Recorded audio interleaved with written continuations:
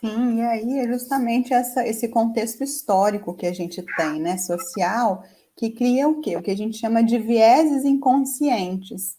Então, a gente vê na fala do Paulo que ele sofreu preconceito, discriminação descaradamente. Mas os vieses inconscientes são posturas e atitudes que a gente tem, e às vezes não tem essa consciência dessa fala, desse pensamento, e é isso que a gente precisa olhar com mais cuidado para ter um mundo mais inclusivo. Então, o que seria isso? Muitas vezes, quando vou trazer como exemplo, né, que é justamente o contrário do capacitismo, né, que é o que? A discriminação com a pessoa com deficiência. Então, quando eu olho para essa pessoa e sinto pena, por exemplo, nossa, tadinho do Paulo, ele tem deficiência. Né? Quando eu vejo uma criança e falo, nossa, ela tem que ir para a escola regular para poder socializar, né? A gente limita Isso isso, mesmo. né? Vai para socializar. Não, ela vai para aprender, não é apenas socializar. Então, é uma postura capacitista.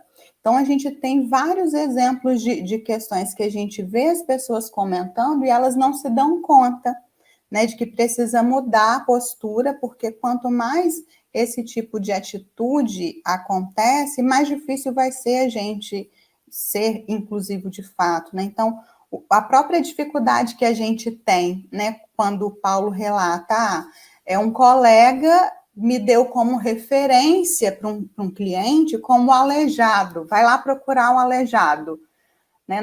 Não existe isso, ele tem nome.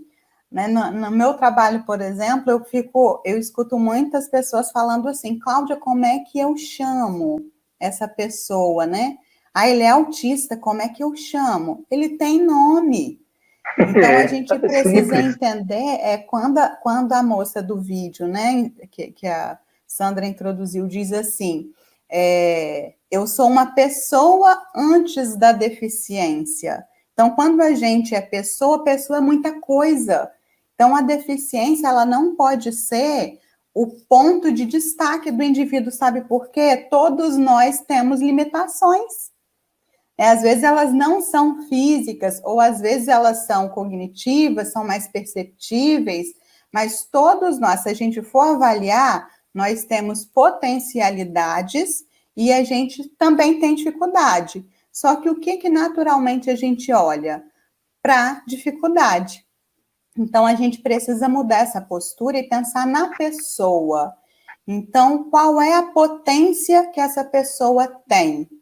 E é a partir disso que a gente vai entender, né? O Paulo, qual é a habilidade do Paulo, o que ele consegue dar conta com mais facilidade, qual é o talento do Paulo. Eu não tenho que olhar, o Paulo não consegue fazer isso, o Paulo não consegue fazer aquilo. Então, o Paulo é muito além das dificuldades que ele encontra no dia a dia. Todos nós somos muito além. Né? E todos nós precisamos de apoio. Então, a inclusão ela precisa ser sempre baseada na diversidade. E quando a gente fala diversidade e inclusão, a gente está dizendo que é para todos nós. Em algum momento, todos nós vamos precisar de acolhimento. Então, um fato que é comum a todo mundo, por exemplo, quando acontece alguma situação familiar que me deixa abalado, então eu vou para o trabalho e eu não deixo isso em casa. Eu sou um ser integral, isso vai comigo. Então, eu preciso de acolhimento dos meus colegas. Então, diversidade e inclusão é para todo mundo. Né? Pessoa com deficiência e pessoa sem deficiência também. Então, a gente precisa nos enxergar dessa forma, como seres potentes que também têm dificuldades.